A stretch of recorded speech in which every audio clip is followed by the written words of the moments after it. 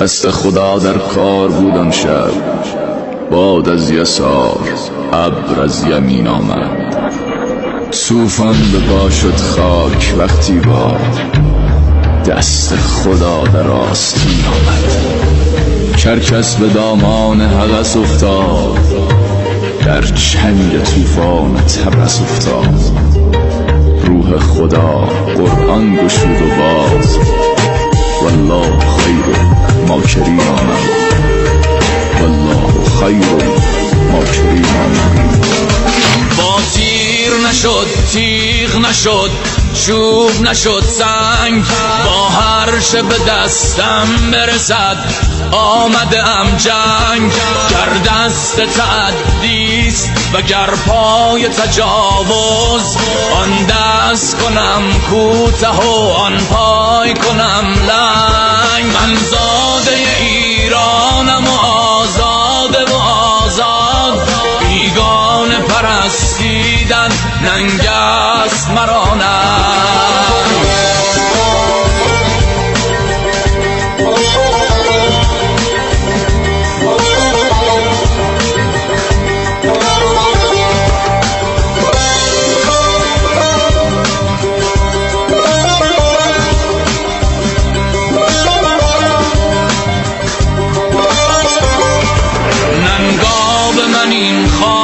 شود لانه روبا. پیرست و نکرده است به جز حیله و نیرنگ. گر دشمن این خاک شود گرگ شود شیر، گندان بکند تیز نشانم بدهد چنگ. گر یک وجب از خاک مرا چشم بدوزد، تاوان بدهد خاکش بر سنگ به فرسنگ.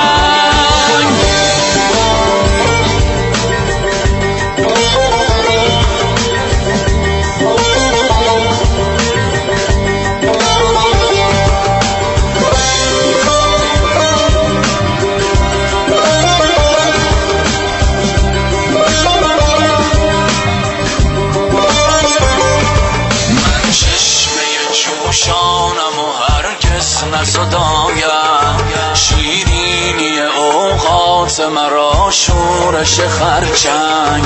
چون نیلبک چوپان چون نغمه جاشو، با باد هم آوازم و با موج هم آهنگ. من چشمه جوشانم و هرگز نزدایم، شیرینی اوقات مرا شورش خرچنگ. چون نیلبک چوپان چون نغمه جاشو، با باد هم آوازم و با موج هم آهنگ.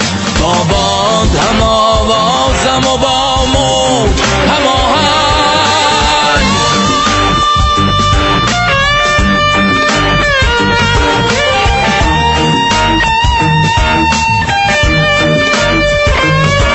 من زاده ایرانم و آزاده و آزاد، بیگانه پرستیدن ننگ است مرا ننگ.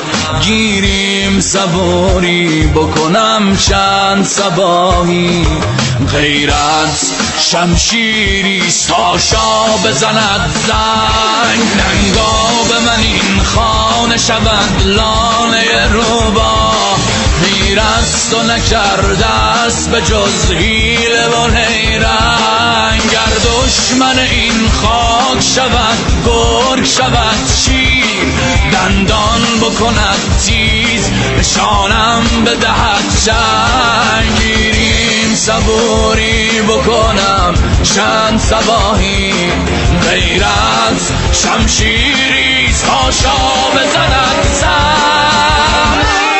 اگر غلطی از آنها سر بزند، جمهوری اسلامی تل آویو و حیفا رو با خاک یکسان خواهد کرد.